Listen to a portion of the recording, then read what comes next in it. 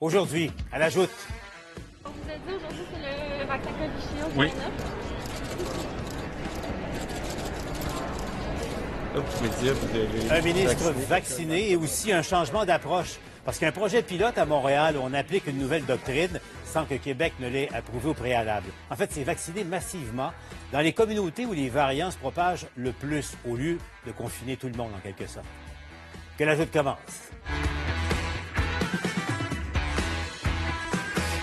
Avec nous pour cette édition de la Joute, vous reconnaissez Mathieu Bock-Côté, Tom Mulcair et Emmanuel Latraverse. Bonjour à vous trois. Salut, Paul. Donc, ça y est, le vaccin ministériel a été donné tout à l'heure en direct, s'il vous plaît. Et vous avez compris, Covishield égale AstraZeneca. Le ministre a reçu bel et bien ce vaccin.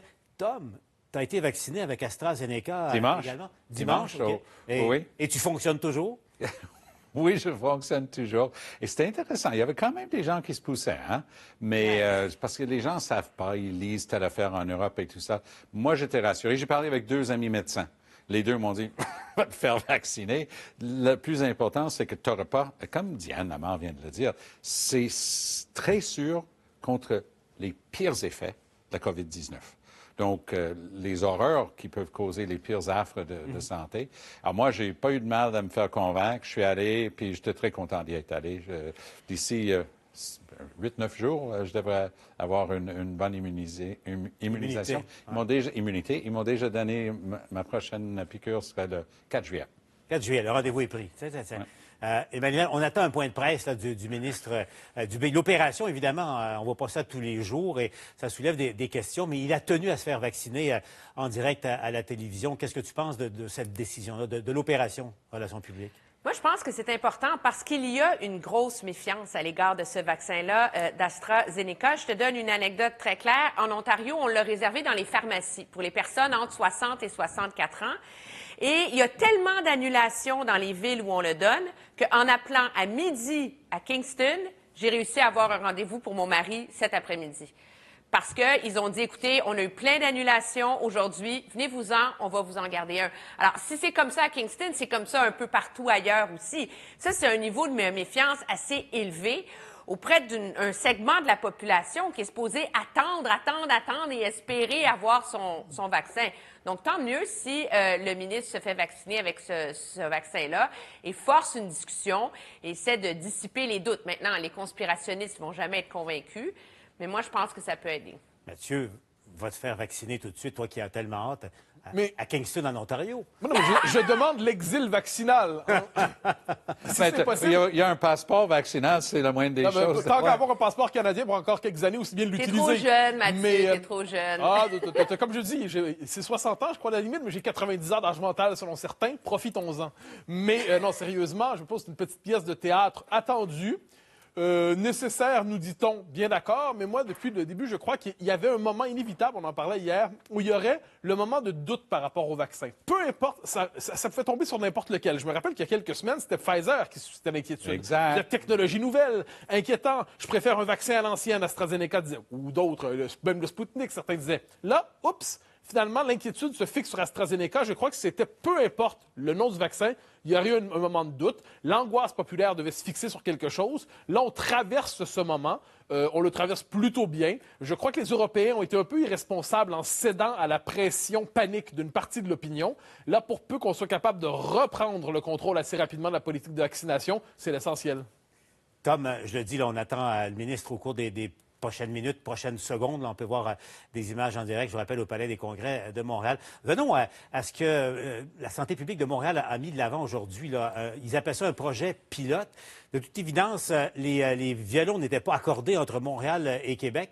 Essentiellement, au lieu de maintenir la stratégie d'établir des couches de la population qu'on vaccine généralement, on décide de permettre dans 2 arrondissements de Montréal, notamment à NDG, Notre-Dame-de-Grâce, Côte-des-Neiges également, de vacciner les élèves, enfin pas les élèves, mais les parents d'élèves dans une école où il y a beaucoup d'éclosions. Et Mais ça, c'est toute la une communauté. décision qui devrait justement relever d'une ville qui connaît ses quartiers. Mylène Drouin fait un travail merveilleux depuis le début. Et c'est pour ça, d'ailleurs, que les provinces sont responsables de leur province. Ils connaissent leur monde. Pourquoi le Québec est le seul à avoir eu, par exemple, un couvre-feu? Parce que chez nous, ça prenait ça. Pourquoi Montréal a un truc différent dans les quartiers Côte-Saint-Luc et Plamondon? Pas compliqué. Il y a des éclosions d'une variante qui peut être extrêmement dangereuse. Ils vont pas attendre la permission. Ils appliquent ça tout de suite comme remède de cheval et bravo. Bravo à la Ville de Montréal d'agir de la sorte. Je le disais, c'est un changement de doctrine. Ça vous rappelle pas les idées de Joanne Liu Mais tout à fait. au départ? On me dit que le ministre est sur le point d'arriver au podium là, pour son point de presse. Allons donc au Palais des Congrès de Montréal. Donc voilà, ça fait à peu près une trentaine de minutes qu'il a été vacciné, lui aussi, avec l'AstraZeneca. Donc, allons en direct écouter les mots et le ministre aussi répondre sans doute à quelques questions. Allons en direct. Quelques mots. Par la suite, nous aurons une période de questions. Et sans plus tarder, M. Dubé. Alors, bonjour. Je pense que je peux enlever mon masque. Là. Alors, premièrement, très, très content d'être avec vous ici à Montréal cet après-midi. Première chose, avant que vous me le demandez, je vais très bien. Très, très bien même. Et je peux surtout comprendre pourquoi les gens sortent d'ici avec le sourire. J'ai eu un petit frisson tout à l'heure, je dois vous le dire, mais c'est pas un frisson relié au vaccin, mais c'est vraiment un frisson de sentiment de joie. Je peux imaginer, j'ai croisé plusieurs personnes en entrant et en sortant, et j'ai la même réaction que ceux que j'ai croisés, un sentiment de joie d'être enfin vacciné après cette année-là qu'on a connue. Donc, je voulais vous dire que je suis très bien. J'ai été effectivement vacciné par le vaccin Covishield, qui est le vaccin d'AstraZeneca. Je suis très content de l'avoir eu, très, très content de l'avoir eu, parce que je pense qu'il est important pour nous, pour notre gouvernement, de montrer par nos gestes ce que nous demandons ou recommandons à notre population, à nos gens, aux Québécois. Bien, je pense qu'il faut donner l'exemple. Puis je suis très, très content d'être ici aujourd'hui et d'avoir reçu le AstraZeneca. Peut-être j'aimerais vous dire quelques mots sur la vaccination, parce que si on est ici, c'est parce que c'est justement une très bonne nouvelle. On est vraiment en contrôle du processus de vaccination. Je demandais à Mme Bélanger, Sonia Bélanger, qui est le PDG responsable ici pour la grande région, et je lui disais, mon Dieu, il me semble qu'il n'y a pas beaucoup de monde, mais c'est tellement bien organisé, c'est tellement fluide. Il passe aujourd'hui une journée où il n'y a pas l'air d'avoir grand monde, quand même presque 700 personnes. C'est sûr que le centre ne roule pas complètement à capacité. Il va monter en puissance, mais déjà, là, d'être capable d'avoir vacciné une journée comme aujourd'hui, à peu près 700 personnes. Puis sans aller dans le détail des chiffres, parce que vous savez que j'aime un peu les chiffres, là, mais une journée comme aujourd'hui, là, si tout va bien, on va être pas très loin de notre record de samedi passé, c'est-à-dire entre 30 et 35 000. On verra demain matin. Mais pourquoi je veux vous parler des chiffres de vaccination? C'est parce que, vous savez, depuis le premier ministre a annoncé qu'on serait capable d'avoir vacciné 5 millions de Québécois dans les 100 prochains jours, les gens, à raison, ont fait tout de suite la moyenne de dire, bon, mais ça veut dire 50 000 vaccins par jour pendant 100 jours. Juste peut-être faire la précision, qu'une journée comme aujourd'hui, disons 35 000, on n'est pas du tout en retard parce que, oui, il y a une moyenne de 50 000 sur 100 jours, mais les mois de mars et avril vont être beaucoup en bas de la moyenne, mais les mois de mai et juin vont être au-dessus de la moyenne. Parce que vous le savez, on va commencer à recevoir beaucoup plus de doses par semaine dans les mois d'avril, mai puis juin. Alors, une journée comme aujourd'hui, on est vraiment au bon endroit, puis même, je vous dirais que tout à l'heure, je demandais à Mme Bélanger, est-ce que vous seriez capable de prendre plus de rendez-vous? Elle me dit non, j'ai pas assez de vaccins. Alors donc, juste pour rassurer les gens que quand vous allez voir, surtout dans les prochaines semaines, là, puis je parle de mars et avril, vous allez voir des fois des fluctuations qui sont en bas de la moyenne de 50 000, de ne pas s'inquiéter parce la machine roule bien, on attend nos vaccins, mais on est capable de les distribuer dans un délai très rapide. Je termine là-dessus en vous disant, et je le répète, je vais très bien, très, très bien, Et ce que je souhaite à tous les Québécois, et c'est pour ça qu'on a pris cet engagement-là de le faire sur 100 jours, je souhaite à tous les Québécois de vivre le même bonheur que je viens de vivre dans les dernières minutes, parce qu'on ressort, on a le cœur léger, on est prêt. On me dit, et je le répète, on me dit de faire très attention. Les 3 prochaines semaines, je dois continuer à porter mon masque parce que l'immunité prend de 2 à 3 semaines. Puis surtout, un vieux comme moi, ben, c'est un petit peu plus long. Alors, je vais faire très attention encore dans les prochaines semaines. Je suis prêt à prendre des questions, Marjorie. Merci, M. Dubé. Alors, pour les périodes de questions, j'inviterai les médias à se présenter au micro, préciser leur nom et leur média, donc de vraiment adresser vos questions avec les micros. Merci. Oui, bonjour, Naomi Gelbert du journal Métro. La santé publique a lancé une campagne de vaccination spécifique pour les parents d'enfants inscrits dans les garderies et dans les écoles montréalaises qui ont été touchés par le variant britannique. Ma question, c'est est-ce que les employés de ces établissements vont aussi être vaccinés? Bon, écoutez, c'est vraiment... J'ai eu la chance d'en parler lundi soir avec le docteur Drouin. Je dois vous dire que je ne connais pas encore tous les détails on l'a appelé le projet pilote, là, parce que ça vient d'être approuvé par la santé publique, là, vous êtes au courant. J'aimerais mieux pas rentrer dans le détail du programme parce que je pense que ça va être aussi évolutif dans les prochains jours.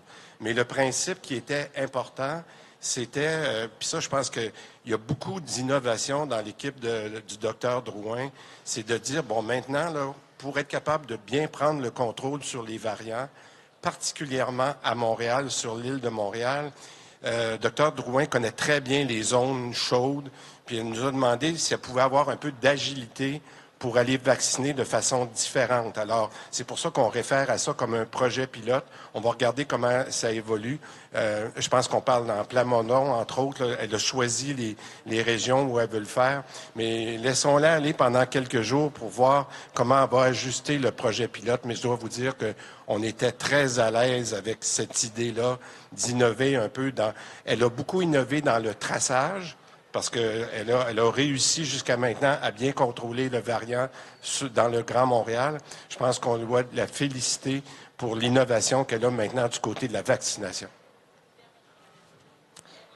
Juste dans la mesure où c'est pour contrôler les variants, est-ce que selon vous, ce serait logique de vacciner les employés aussi? Bien, écoutez, ce qu'il faut voir dans cette initiative-là qui est conduite par la santé publique de Montréal, c'est qu'il faut que ça soit complémentaire avec ce qu'on fait déjà. Hein? Puis si on se comprend bien, là, elle est en train de dire, pour des régions spécifiques, comment je peux aller de façon plus ciblée sur certaines populations. Mais ça, c'est pas du tout contraire à ce qu'on fait ailleurs. Alors, on va continuer de faire nos populations vulnérables dans des catégories d'âge. Mais là, elle nous a demandé un peu d'agilité pour aller voir si on pourrait aller plus vite, comme on dit dans mon langage, en avant de la parade. Parce qu'on sait que les variants vont peut-être frapper plus dans ces zones-là. Ce qu'elle nous dit, vaccinons plus rapidement dans ces zones-là pour éviter les variants de rentrée. Ça va? Bon, alors, le ministre répond à ces questions là, sur le projet pilote à Montréal, parce qu'essentiellement, et je reviens à ça, on comprenait parfaitement qu'on ne semblait pas nécessairement sur la même longueur d'onde entre Montréal et Québec. Là, on voit que c'est un projet pilote. Emmanuel, le ministre, a insisté là-dessus, mais c'est une approche, et je reviens à toi, rappelons Joanne Liu, au début de la pandémie, qui, et dans son travail à elle, médecin québécoise, on le sait, en Afrique notamment, préconisait ce genre d'intervention très ciblée dans des communautés ou géographiquement limitées. Ce serait intéressant de voir la suite. Oui, c'est sûr que l'objectif, on l'a bien expliqué, c'est de stopper le variant dans les zones où il menace le reste de la communauté. C'est ça l'enjeu, hein, parce que dans les zones qui sont ciblées, c'est 25 de tous les variants à Montréal qui sont là. Et le problème, c'est que comme il y a une transmission communautaire, c'est la crainte que la tache d'huile ne s'étende davantage. Là où il y a un malaise, puis personne n'ose le dire, c'est en termes de perception. Premièrement, il y a la peur de l'inéquité. Les gens disent, ben pourquoi eux, pas moi, etc. Il y a beaucoup de susceptibilité en ce moment. Puis, il y a l'enjeu de dire, c'est au sein de certaines communautés culturelles, dans un quartier où il y a une forte communauté juive assidique, qui n'a pas toujours respecté les règles, est-ce qu'on n'est pas en train, dans guillemets, les récompenser pour avoir été moins disciplinés? Je pense que c'est je conçois que les gens en arrivent à cette conclusion-là, mais là, on est dans une course stratégique pour assurer que les variants ne dominent pas Montréal avant qu'il y ait assez de personnes vaccinées pour éviter une troisième vague monumentale qui va nous replonger dans des cycles de déconfinement. Alors, moi, je vois ça. Je suis pas experte en immunologie, mais je me dis, écoutez, suivons la science, les méthodes, puis si ça marche, ben tant mieux, puis tant pis s'il y a 10 000 personnes qui sont vaccinées trop tôt. Si ça protège le reste de l'île de Montréal, c'est peut-être pas une mauvaise idée, là. Tom, au fond, la doctrine Liu, c'est d'éteindre le feu là où il fait rage davantage. Oui, et je pense qu'il faut toujours faire attention de ne pas faire d'une communauté un bouc émissaire non plus. Je pense que toutes les communautés font tout ce qu'elles peuvent parce qu'il n'y a personne qui veut tomber malade, ni voir un voisin, ni un membre de sa communauté ou de sa famille tomber malade. Mais je pense qu'effectivement, on est en train aussi, Paul, par ta question et par l'analyse que tu es en train de faire, avec laquelle je suis d'accord, de rappeler que Dr. Joanne Liu aurait dû faire partie de la solution. C'est toujours incompréhensible pour moi et la seule manière pour moi de le comprendre, c'est d'imaginer que peut-être le gouvernement Legault était plus à l'aise avec une direction de la santé publique qui était une partie prenante de sa machine. Les décisions étaient toutes politiques et jamais imposées. À la différence, par exemple, de la Colombie-Britannique où les décisions de santé étaient prises par des médecins en santé. Peut-être Joanne Liu, justement, un peu trop rompu à l'idée que c'est les médecins qui vont décider et imposer, n'aurait pas été un bon choix pour eux autres. Quoi qu'il en soit, si sa recommandation va porter fruit, je suis d'accord avec cette partie-là de l'analyse d'Emmanuel, c'est-à-dire que si on est capable de vacciner à un endroit, un foyer d'infection qui empêcherait ce variant de s'étendre rapidement, tant mieux, parce que les variants demeurent un problème potentiel très, très grave. Oui, parce qu'il y a d'autres coins à Montréal là, où c'est problématique. Là. Montréal-Nord, entre autres, Rivière-des-Prairies. Aussi, on verra si le projet pilote va s'étendre. Mathieu, l'autre question aussi, je reviens plus généralement au propos du ministre. Je me trompe, Mathieu, où le ministre a reçu une dose d'optimisme, pour faire un petit jeu de mots, par rapport... Parce que là, bon, il dit que c'est une excellente journée à 30 000, 35 000 vaccins administrés. Il en faut beaucoup plus que ça pour joindre l'objectif, mais la confiance règne, en tout cas dans son esprit. Bien, il ne peut pas ne pas être optimiste. Il y a 72 heures environ, je crois, le gouvernement du Québec a annoncé que tous les Québécois qui le veulent seraient vaccinés pour la Saint-Jean. Donc, si 3 jours après, 4 jours après, il commence à confesser quelques hésitations, on n'inspire pas les troupes avec des soupirs. Hein. On n'inspire pas un peuple avec des lamentations. En ce moment, pour dire ça va fonctionner, il doit dire ça va bien, optimiste, ça va aller encore mieux, plus de doses vont arriver. Ça fait partie, je dirais, il ne peut pas sortir de ce rôle-là dans les circonstances. Ensuite, on est en train de traverser ce qui aurait pu être un obstacle, c'est-à-dire une désaffection d'une partie de la population pour un vaccin. Il envoie le signal à la population que c'est une arme dans l'arsenal. On l'utilise. Donc, j'ai l'impression qu'il ne peut pas ne pas être optimiste. Et je pense que c'est le ton je crois qu'il domine dans la population. C'est-à-dire ça, il ne faut pas l'oublier. Il y a un basculement discret mais réel dans la population. On sent pour la première fois que nous allons probablement nous en sortir d'une manière ou d'une autre, qu'on quitte peu à peu le cycle des confinements, déconfinements, confinements, déconfinements. Tout ça, c'est un état d'esprit et qui permet aussi de tenir, pour une fois, peut-être est-ce vrai, le dernier droit. Parce que ça faisait un bon moment qu'on nous disait encore 3 semaines, encore 6 semaines, puis ça voulait jamais rien dire. Il se peut qu'en ce moment, ça veut dire quelque chose. Donc, je crois que ça fait partie de l'esprit de mobilisation qui domine dans la population. Oui, puis Paul, il y a aussi cette possibilité de se porter bénévole. Un copain dentiste à Québec, et il travaille à mi-temps maintenant. Il s'est porté bénévole, puis je n'ai jamais eu de nouvelles. Là, apparemment, on commence à appeler tous les gens qui se sont portés bénévoles pour venir donner les vaccinations lorsque ça faisait partie de leur champ de pratique, de leur profession. Il en faudra. Il en faudra beaucoup. Ben, justement, parce que c'est pas 30-35 000 par jour qu'il faut faire. Et il faut atteindre les 50-60 000 par jour si on veut réussir ce qu'on vient d'annoncer hier. Paul, si je peux me permettre, il y a aussi quelque chose de mathématique dans les calendriers de vaccination actuels. En ce moment, le Québec reçoit à peu près 200 000 doses de vaccins à sa disposition cette semaine, entre la livraison de Pfizer et celle de Moderna. Donc, même si tu voulais faire 50 000 vaccins par jour, tu peux pas. Il n'y en a pas assez. Il y en a pas. Et la réalité, c'est que le rythme augmente. Et en toute comparaison, la semaine du 5 avril, si ma mémoire est bonne, c'est 1,2 million de vaccins de Pfizer, 800 000 de Moderna qui vont rentrer au Canada, ce qui veut dire que le Québec va avoir accès à 500 000 vaccins cette semaine-là.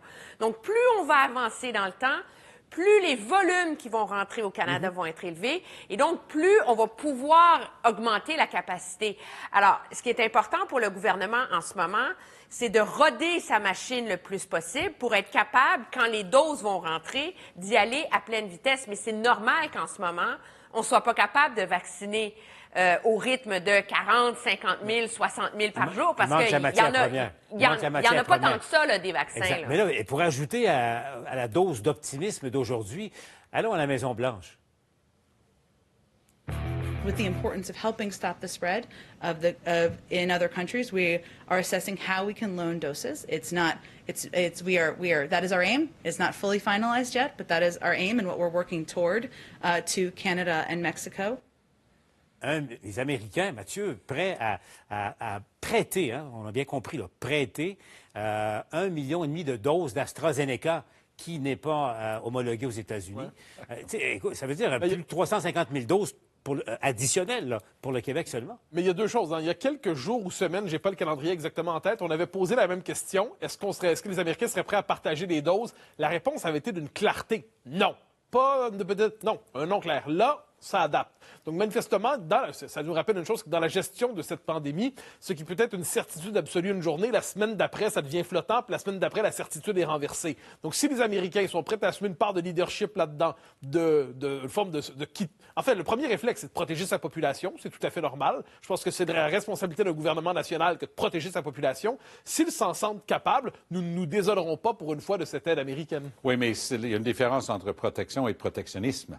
Et les Américains étaient en train de se faire vraiment rudoyer par des bons alliés en Europe, justement pour son attitude vis-à-vis des vaccins. Donc, c'est aussi de bon ton pour les Américains de prêter des doses, comme Mathieu le dit si bien, d'un vaccin qui n'est même pas approuvé aux États-Unis pour le moment. C'est ça l'enjeu. C'est qu'en ce moment, aux États-Unis, le New York Times rapporte qu'il y a plus de 30 millions de doses du vaccin d'AstraZeneca qui dorment dans des entrepôts parce que le vaccin n'est pas approuvé. Et ces vaccins-là ont une durée de vie limitée. À un moment donné, il y a je veux bien là faire des réserves comme un petit écureuil, mais dans la mesure où les États-Unis ne sont pas en pénurie de vaccins, on atteint le point où il y avait quelque chose de profondément gênant dans l'attitude des États-Unis de refuser de libérer ces vaccins, d'où cette idée, je pense, qui est bien à propos, là, de venir en aide à ses plus proches alliés pour commencer, avec des doses qui seront remboursées, entre guillemets, dans les calendriers de livraison suivants. Vous avez vu aujourd'hui la France qui, je ne veux pas dire reconfine, c'est pas vrai, mais des mesures à Paris, Mathieu. Donc, on va encore restreindre un peu la liberté de circulation des Parisiens et des Parisiennes, et puis toute la grande région de Paris. La réalité, c'est que l'Italie l'a fait en début de semaine. La réalité, c'est que ça va mal en Europe en ce moment. Ce qui pose la question... Nous, au Québec, on va en sens contraire, mais d'habitude, malheureusement, ce qui arrive en Europe nous rattrape dans 2 ou 3 semaines plus tard. Question, est-ce qu'on va trop vite en ouvrant les fenêtres au Québec? Non, premièrement, on ne les ouvre pas tant que ça, si je peux me permettre. Deuxièmement, il faut avoir une vision assez complète de ce qui se passe là-bas. C'est-à-dire, en France, par exemple, le couvre-feu est plus tôt, mais cela dit, les gens ont le droit de se rassembler dans leur maison. Il ne faut juste pas oublier ça. Il y a un droit de rassemblement qui n'existe pas ici dans les maisons. Ensuite, je crois, puis je ne pense pas me tromper en disant ça, que les Français sont un peu plus indisciplinés. C'est-à-dire, c'est le paradoxe français. Une autorité magnifiée et sacralisée au sommet, et ensuite 60 millions d'anarchistes dans le pays. Donc, j'ai l'impression qu'il y a quelque chose, les règles sont très fermes, mais ensuite, quand on rapporte un peu les événements qui se passent là-bas, les restaurants clandestins, chacun nous explique qu'à Paris, à tout le moins, les contrôles sont tout à fait limités, pour ne pas dire insignifiants. Les amendes ne sont pas très élevées. Ici, nos amendes, quand on parle de nos amendes ici, 1 500 $ aux Européens, ils nous prennent pour des fous. Quand leurs amendes, c'est 135 € environ, je crois. Donc, les degrés de confinement ne sont pas exactement les mêmes. Une fois que c'est dit, il y avait déjà une déprime française. Elle ne peut qu'être radicalisée par l'annonce d'un reconfinement pour un certain temps. Tom, comment tu vois évoluer les choses, toi, au Québec? Tu es optimiste ou... Moi, je suis très optimiste. Moi, je pense que depuis Noël, on a appris. On s'est rendu compte que Noël et l'indiscipline exigeaient quelque chose de beaucoup plus structuré. Bang, couvre-feu. Ça marche. Bon, ils font toutes sortes d'analyses pour déterminer et mesurer, mais à l'évidence même, ça a fonctionné chez nous. Et là, moi, j'aime bien l'image du ministre Dubé en train de dire, regarde là, je fais ça. Et c'est une bonne chose qui montre ça à la population. Allez vous faire vacciner. Les chiffres sont impressionnants.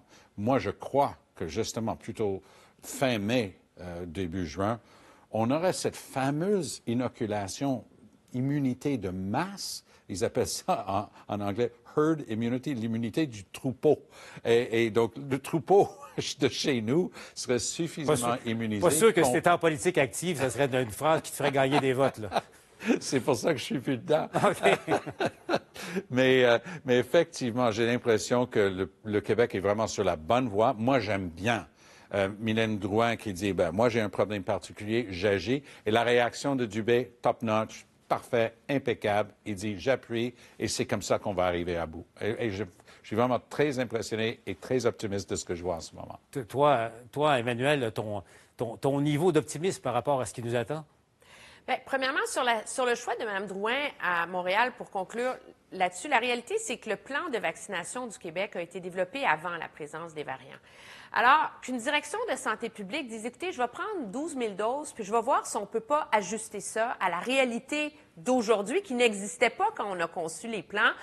Moi, je pense que c'est une bonne idée. C'est rassurant que nos scientifiques qui gèrent la pandémie ne soient pas guidés par un dogmatisme absolu. Est-ce qu'on relâche trop au Québec? Écoutez, là, c'est pas la tombola, là, au Québec, là. C'est qu'on a retardé un peu le couvre-feu. Mais comme dit Mathieu, on n'a toujours pas le droit de se rassembler, de socialiser. Et objectivement, c'est la chose qui manque le plus aux gens. Alors, moi, je vois un gouvernement qui avance à petits pas. Et ce qui me rassure, c'est à quel point, depuis à peu près la mi-février, depuis que le gouvernement s'est réveillé, peut-être tardivement, mais s'est finalement réveillé sur le problème des variants, il le prend très au sérieux et les signaux qu'il envoie sont très clairs. Et le sérieux du docteur Arruda lors du point de presse de mardi, là, on l'a remarqué tous les deux, illustre, je pense, l'espèce de discipline de fer que tente de s'imposer le gouvernement malgré la pression publique. Et ça, je trouve ça rassurant. Ne bougez pas, on poursuit la discussion dans un instant à la joute. Entre-temps, allons retrouver le camarade de Pierre Bruno, qui, bien sûr, est à la barre du 17h ce soir. Salut, Pierre. Salut, Paul. Entre autres nouvelles, on parlera de la surchauffe dans le secteur immobilier. Je ne sais pas si vous cherchez une propriété, mais ceux qui le font disent que c'est en feu présentement, très difficile. Autant le vendeur que l'acheteur ne savent plus trop comment évaluer une maison d'une part et qu'est-ce qu'on peut acheter d'autre part. Mais sachez que c'est pas juste dans le Grand Montréal. À Trois-Rivières, vous allez voir, il y a également une demande là-bas telle que c'est parfois jusqu'à 100 000 $ de plus que le prix demandé que les nouveaux propriétaires ou acheteurs doivent offrir pour obtenir cette propriété-là. Et rien n'est garanti, dit-on. Et si vous voulez rénover votre maison ou en construire une, sachez que les prix des matériaux ont doublé depuis 1 an. Alors, c'est tout un casse-tête. Pas facile pour les acheteurs, agréable pour les vendeurs, mais pas pour les acheteurs, Pierre. Vraiment pas. Merci. Au revoir. On vous retrouve au TVA Nouvelles. Dans un instant également, le français est un désavantage pour ceux et celles qui voudraient immigrer au Canada, s'il faut en croire une entreprise de Vancouver. Ça fait réagir d'un océan à l'autre. Et puis aussi, le match revanche. Denis Coderre, Valérie Plante se prépare drôlement. On en parle et on en débat à la joute dans un instant. J'ai réussi à faire la paix avec moi-même par rapport à la première vague. En mars, j'ai reçu l'appel de faire un plan de contingence. Mes patients mouraient tellement rapidement, je pouvais en perdre 4 ou 5 pour toute la saison de la grippe. Et là, je perdais au moins une dizaine de patients en moins d'une semaine. C'était pas facile pour les familles parce qu'ils pouvaient pas voir leurs proches pour s'assurer de leur confort des derniers moments. On a vraiment appris de la première vague. Maintenant, il y a une meilleure communication. En tant que médecin de famille, en CHSLD, on est comme les porte-paroles des gens qui ne peuvent plus s'exprimer. Il est vraiment important de prendre le temps de prendre soin de soi pour pouvoir prendre soin des autres. Les médecins omnipraticiens du Québec ont présenté Prendre soin de vous. En plus d'apporter notre expertise médicale, nous sommes là pour vous écouter, vous soutenir et vous accompagner. Vous détestez arriver à la maison dans l'obscurité totale et tous ces bruits n'ont rien pour vous rassurer. Les systèmes d'éclairage extérieur coûtent une fortune et maintenir l'éclairage la nuit fait gonfler les factures d'électricité. Il vous faut le système d'éclairage par détecteur de mouvement Bionic Spotlight de Bell & Howell. Il s'active automatiquement dès qu'il détecte des mouvements et s'éteint dès que cesse l'activité. Il fonctionne à l'énergie solaire. Aucun câblage ni batterie. Il suffit de placer le panneau pour capter les rayons du soleil et le tour est joué. Le panneau emmagasine l'énergie solaire pendant la journée et conserve suffisamment de puissance pour procurer un éclairage pendant toute la nuit. Le Bionic Spotlight ressemble à une caméra de sécurité, mais il s'agit plutôt d'une lampe munie d'une technologie de reconnaissance de mouvement. Le détecteur capte immédiatement les mouvements et les 8 ampoules Adel Bionic Spotlight éclairent toute une surface de 600 pieds carrés. L'éclairage est maintenu tant qu'il y a des mouvements et s'éteint ensuite 30 secondes après que le calme est revenu. Fini les retours à la maison dans la noirceur. Éclairez les entrées et les escaliers pour vos invités. Illuminez votre jardin ou la cour pour vos enfants ou vos animaux. Tout aussi efficace pour le terrain de jeu ou les espaces de rangement. Vous pouvez dépenser des centaines de dollars pour un système d'éclairage extérieur ou économiser tout autant avec le Bionic Spotlight pour seulement 29,95 $ et la livraison est gratuite. Peu importe la saison, le Bionic Spotlight résiste au mauvais temps et est protégé par une garantie de 5 ans. En cas de problème, retournez-le pour un remboursement complet. Mais attendez, si vous commandez maintenant, nous doublerons l'offre. Vous recevrez un deuxième Bionic Spotlight, ne payez que les frais séparés. 2 Bionic Spotlights et notre garantie de 5 ans pour un seul bas prix. Et la livraison est gratuite. Informez-vous au sujet du rabais aux entrepreneurs pour l'ensemble de 6 lampes. Le Bionic Spotlight répond à vos besoins, c'est garanti et voici ce qu'il faut faire. Appelez au numéro affiché à l'écran ou visitez-nous à achetezbionicspotlight.ca pour obtenir 2 Bionic Spotlight. La livraison est gratuite, ne payez que les frais séparés. Commandez maintenant.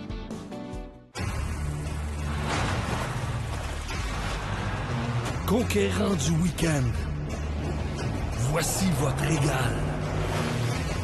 Avec un capot sport, une calandre personnalisée et des roues en aluminium noir de 20 pouces, le Ram 1500 Warlock fait la pluie et le beau temps. Obtenez 20 de rabais sur le PDSF, soit jusqu'à 12 950 $ en rabais. Plus, pour certains propriétaires, un bonus fidélité de 3 000 $.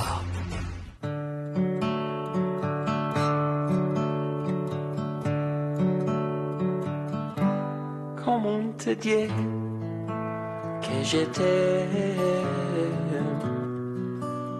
je ne trouve pas les mots. Je vais te dire que je pense toujours à toi. Vous regardez LCN.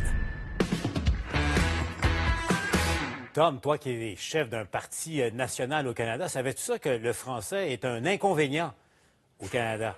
Non, mais je suis sérieux, là. On a déjà eu des problèmes par le passé, mais j'ai bien hâte de comprendre comment quelqu'un peut dire ça de nos jours. Ben écoute, c'est une entreprise de publicité, mais qui attire des immigrants de partout, surtout en Asie, parce qu'ils sont basés à Vancouver. Donc, carrément, et vous ne me croyez pas, c'est écrit noir sur blanc. Ils font comme des comptables, la colonne des plus et des moins. Il y a des avantages de venir au pays. C'est écrit en petit, là, avancez-vous à l'écran. Entre autres, dans les inconvénients, bien sûr, bon, il fait froid, etc., mais il y a beaucoup de gens qui parlent français aussi au Canada. Mathieu, c'est de ta faute. Oui, ben en fait, à gauche, ils disent qu'il y a la poutine, et à droite, ils se désolent des francophones. Donc, à un moment donné, ils veulent la cause, mais pas les conséquences.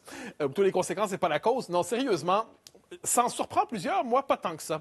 C'est-à-dire, quand on sort du Québec, où les Québécois sont persuadés... Les Québécois sont persuadés d'être un peuple, sont persuadés d'être une nation, vu d'une certaine part du Canada anglais, pas tout le Canada anglais, mais d'une certaine part, le peuple québécois, c'est une forme de résidu encombrant. Les francophones qui prétendent que leur langue a le même statut que l'anglais, que le peuple québécois parle d'égal à égal avec le Canada anglais, c'est vu comme une forme de suprémacisme ethnique, de racisme pas loin. Hein. Si on écoute le professeur Attaran ces jours-ci, on comprend quand même que cette espèce de vieil orangisme n'est pas mort. Donc, comme une forme de résidu, de traces encombrantes. Et là, quelqu'un a juste oublié qu'on ne dit pas ça publiquement. C'est comme une forme d'aveu, l'inavouable qui s'est exprimé. C'est pas surprenant, mais c'est quand même révoltant. Bon, en toute rigueur, le président propriétaire de l'entreprise en question s'est excusé. Ben oui, évidemment Mélanie Joly, la ministre, lui a exigé des excuses qu'il a offertes. Emmanuel, toi qui connais bien la Colombie-Britannique, donc cette entreprise est basée... est-ce que c'est le reflet d'une opinion, comme le prétend Mathieu, une opinion qui est latente dans une partie du Canada anglais, pour vrai? Je pense que c'est pas spécifique à la Colombie-Britannique. Moi, ce que je trouve ridicule, c'est qu'on met ça dans une publicité d'une entreprise de la Colombie-Britannique où il y en a objectivement pas de francophones. Alors, c'est pas un problème, le français en Colombie-Britannique, là. Il est quasi inexistant, sauf dans des écoles d'immersion où les gens envoient leurs enfants pour les envoyer dans des meilleures écoles publiques. C'est l'ampleur de la présence vraiment très grande du français, en tout cas que moi j'ai vu en Colombie-Britannique. Mais je partage l'opinion de Mathieu à l'effet qu'il subsiste au Canada cette espèce de racisme latent et cette méfiance à l'égard du Québec. On ne comprend pas la notion de nation québécoise, on ne comprend pas les efforts pour préserver, pour sauvegarder la langue française, et on tend à assimiler ça comme une forme de xénophobie pure laine retardée. Et ça, on le voit par le biais de cette publicité-là, par le biais des commentaires de du professeur, des commentaires délirants, il faut le dire, là, du professeur Attaran à l'Université d'Ottawa. Mais on le voit dans des éditoriaux, des journaux, on l'a vu en réaction dans le débat sur la loi de la laïcité. Puis là, je vous avertis, là, M. Simon-Jolin Barrette est supposé finir par déposer sa nouvelle charte de la langue française au mois d'avril. Attention, les amis, ça va repartir. Parce qu'on ne comprend pas dans le reste du pays cette notion que le Québec veut protéger qui il est et qu'il ne rêve pas d'être assimilé et englobé dans le Canada tel qu'on le conçoit là-bas. J'aime quand Emmanuel fait des plaidoyers souverainistes sans le dire. Mathieu, profite-en quand ça passe. Oui, je sais, c'est pas dans ses habitudes. Non, mais Tom, sérieusement, Tom, t'es bon, je le dis, évidemment, tu été chef du NPD, d'un parti national. Tu été confronté à ces situations-là. Tom, sérieusement et honnêtement, ça doit être frustrant quand ça arrive. C'est extrêmement frustrant, mais c'est aussi, et c'est une bonne chose, relativement rare, parce que en plus, ce qu'on est en train de faire là démontre jusqu'à quel point il y a un prix à payer pour ce genre de conneries-là. Parce que l'entreprise en question va être nommée et pointée du doigt. La ministre responsable au fédéral est en train de les varger dessus. Alors, je pense que quiconque partageait une opinion comme celle-là va se raviser, au moins. Comme dit Mathieu si bien, ils auront l'intelligence de ne pas le dire publiquement, même s'ils le pensent. Mais, encore une fois, je n'arrive même pas à comprendre comment ça peut être affirmé que cela pourrait constituer une entrave quelconque. À moins, justement, que cette entreprise qui a une clientèle de l'extérieur qui voudrait bien s'installer au Canada, qui ne traite que en Colombie-Britannique, est en train de dire, oui, il y a d'autres places où ça existe, mais ça, c'est pas intéressant, restez ici en Colombie-Britannique, mais c'est même pas le reflet des gens en Colombie-Britannique. À mon point de vue, il y a 3 sociétés distinctes au Canada. Terre-Neuve-Labrador, colonie anglaise jusqu'en 1949, très différents, merveilleux comme endroit, mais très différents, avec leur propre culture et ainsi de suite. Et je peux aussi dire que le Québec, évidemment, et la Colombie-Britannique, l'autre côté des Rocheuses, très différente comme mentalité, archi-progressiste en termes des droits et tout ça. Et donc, ça, c'est en porte-à-faux. Petit détail, contrairement à ce qu'affirme mon ami et collègue Emmanuel Latraverse, il y a une communauté francophone bien vivante et vivante en Colombie-Britannique. Ouais. Elle est tout petite. Je veux dire, c'est vrai. Tu as raison, mais c'est pas un bastion des Franco-Canadiens. On s'entend là. Non, pas besoin de l'aide. L'avenir du français passe pas par Maillardville. Ils survivent à la sueur de leur front, malgré tout. Mais moi, il y a un truc sur lequel je suis pas d'accord avec toi, c'est qu'il n'y aura pas de prix à payer pour cette entreprise-là. Il y a un prix à payer parce qu'on en parle ici. Puis il y a un prix à payer, bon, parce que Mélanie Joly, par des intérêts politiques évidents, a dit que c'était donc écœurant. Mais objectivement parlant, ça ne va pas défrayer les manchettes au Canada pas anglais. Pas sûr de nos jours, Emmanuel. Avec les médias sociaux, avec l'accès par Internet de toute cette information-là... Il n'y a personne qui sait... Oui, mais on pense ça. De la même façon que, est-ce que les commentaires du professeur Attaran, là, qui a quand même, il faut le faire, je vais le dire, là, dit que la naissance du Parti québécois est méprisable et repose sur la prétention d'un exceptionnalisme ethnique et sur la suprématie blanche des pure laine, comme Allô. Est-ce que ça va être sur le front page du Globe and Mail demain matin? Est-ce que ça va être sur le front page du National Post? Est-ce qu'on va dire sérieusement il y a un problème à l'Université d'Ottawa? Non, mais regarde. Ça nous rappelle justement on s'en fout. mépriser le Québec, il faut jamais oublier, mépriser le Québec, c'est la seule minorité dont on peut dire, sur laquelle on peut vomir, cracher, ce qu'on peut gifler sans que ça cause de problème, parce que le Québec est traité comme, il ne faudrait pas l'oublier, dans l'imaginaire d'un certain Canada, pas tout le Canada. Les Québécois, fondamentalement, sont xénophobes, racistes. C'est une majorité écrasante. C'est l'Alabama du Nord, selon la formule du professeur Attaran. Donc, voyons cela, on peut en dire tout ce qu'on veut. Nous sommes les malpropres de la Fédération, le résidu toxique.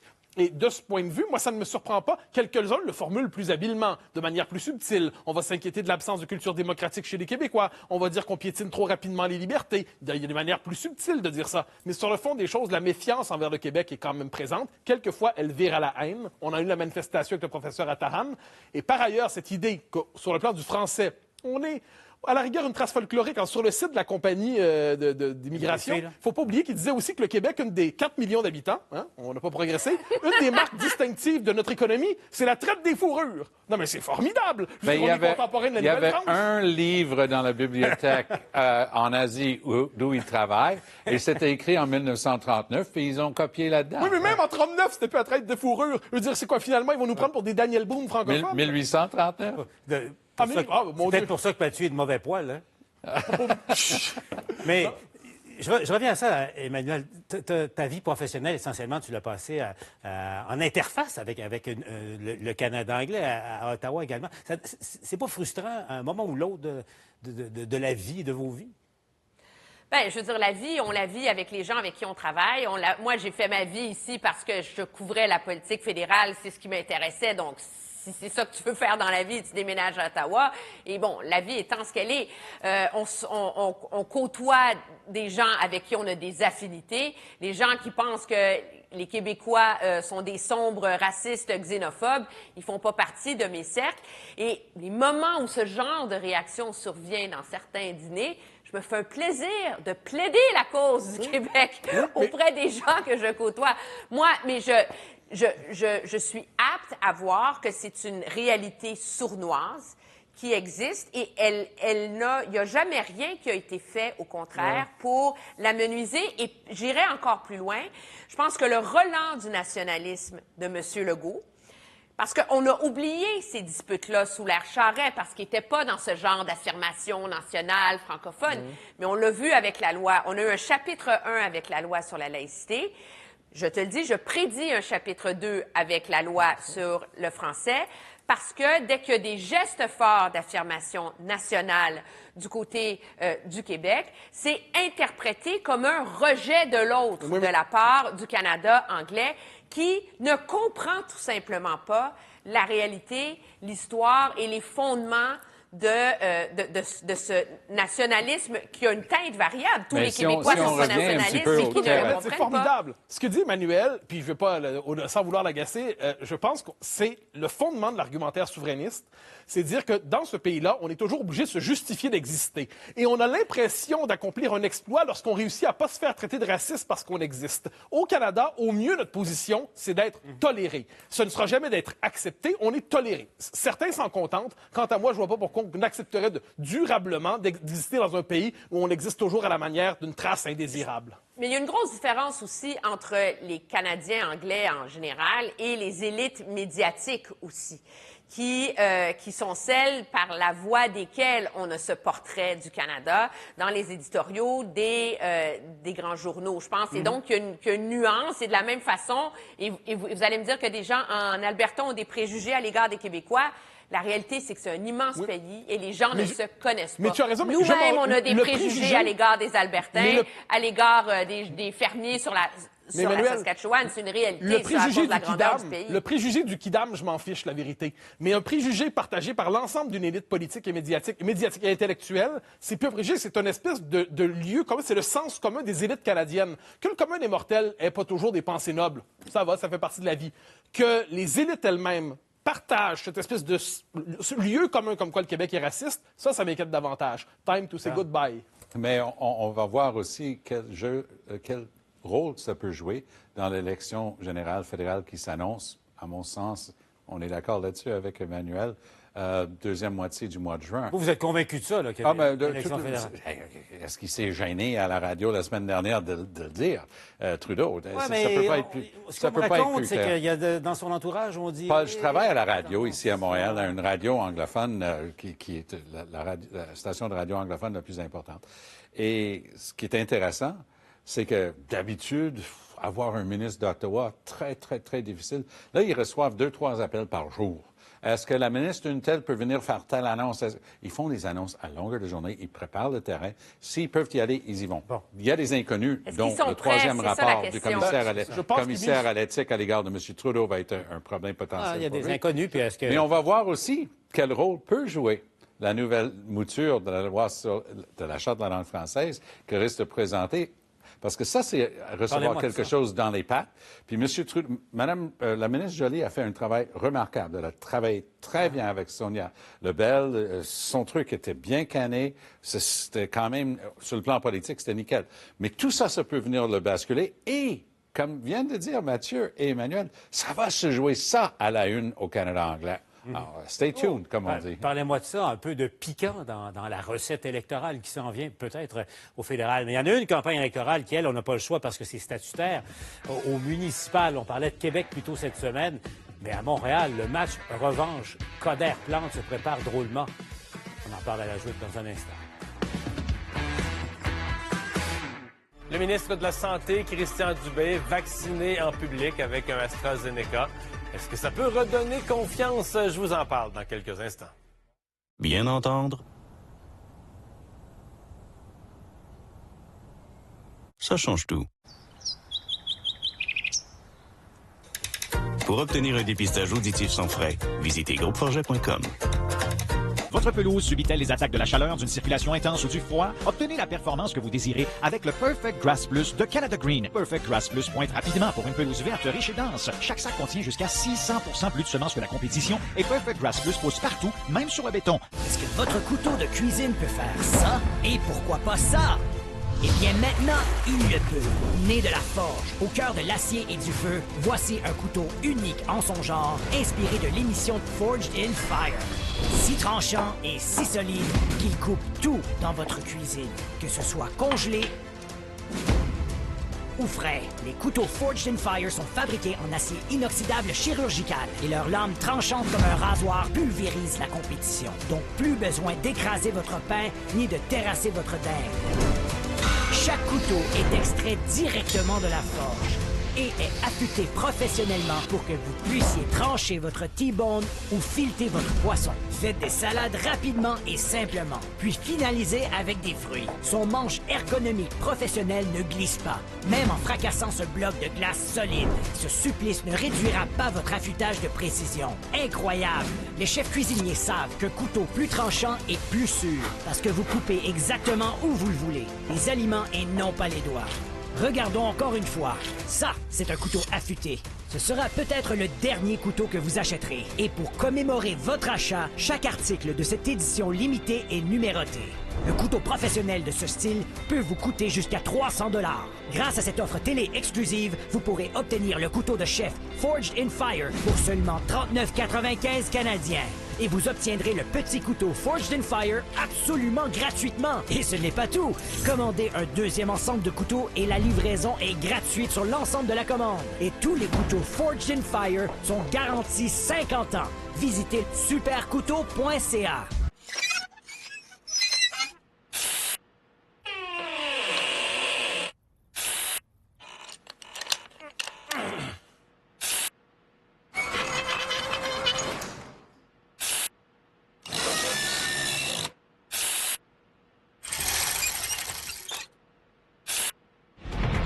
Pour tout ce qui grince et tout ce qui coince, le PL100 de ProLab, c'est super bon.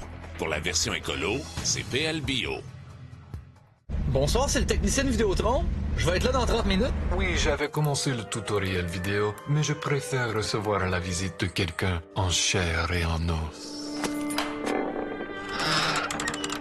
Ah, vous tombez bien. Je me suis fait opérer au laser ce matin. Je ne vois pas très bien. Ben, je vais vous aider. Mon routeur est à la cave. C'est-tu loin, ça, la cave? Non, non, non. Jeans Dépôt. Jeans Dépôt, faites le plein de nouveautés dans tous les Jeans Dépôt de la région montréalaise. Repentigny, Joliette, Valleyfield, Saint-Jean-sur-Richelieu, Saint-Constant, Mont-Laurier et 2 adresses à Mascouche dans vos Jeans Dépôt. Nommé meilleur camion de l'année par Motor Trend 3 années de suite, c'est du jamais vu. Tout comme un écran tactile de 12 pouces ou un couple de 1000 livres-pieds. Ou être le seul camion sur la liste des 10 meilleurs véhicules selon Car and Driver. Gagner une fois sera toujours une source de fierté. 2 fois, un exploit. 3 fois, eh bien ça, c'est du jamais vu. Obtenez jusqu'à 7 250 $ en rabais sur les Ram 1500. Plus pour certains propriétaires, un bonus fidélité additionnel allant jusqu'à 3 000 $. Préparez-vous pour le match revanche Denis Coderre, Valérie Plante l'automne prochain à Montréal, parce que Denis Coderre, lui, en tout cas, se prépare. Il lance son livre à la fin du mois qui va s'appeler Retrouver Montréal. Et là, je vais vous lire un petit passage de présentation. Là. Ouvrez les guillemets, Denis Coderre écrit « Profitant de 4 années de recul, de réflexion et d'introspection, je me suis reconstruit physiquement et mentalement et je suis allé à la rencontre des Montréalais de tout quartier, conditions, origines et générations.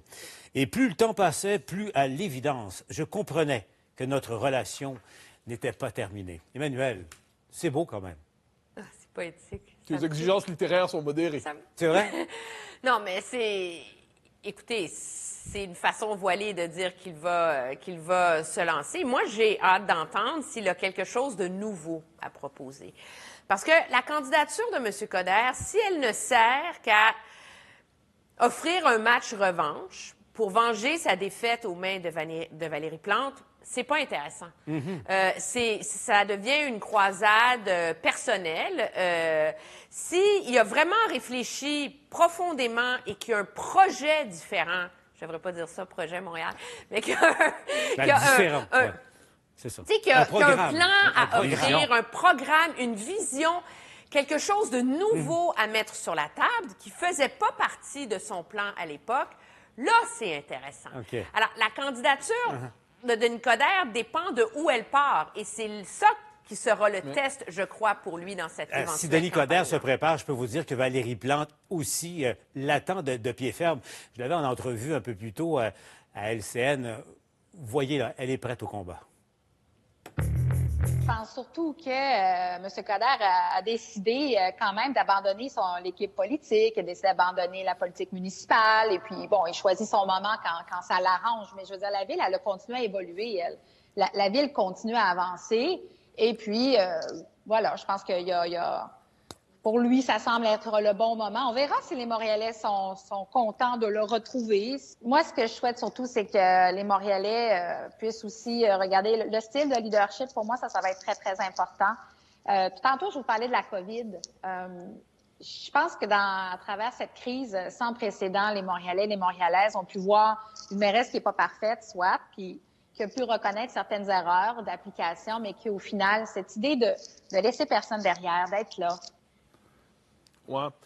J'ai l'impression que ça va être le duel le moins enthousiasmant de l'histoire de la politique récente au Québec. Je pense, je ne suis pas d'accord avec toi. Je suis en total désaccord avec toi. Entre un libéral fédéral style populiste... Non, tu vois pourquoi? Libéral fédéral style populiste qui n'a pas vraiment de projet, qui n'a à nous offrir que son charisme, qui est par ailleurs pas objet de consensus, et de l'autre côté, une radicale souriante qui a transformé la ville en laboratoire politique, mais qui, au-delà de sa base, suscite plus de méfiance et d'inquiétude que d'enthousiasme. Peut-être que la joute politique va être amusante, ça c'est bien possible.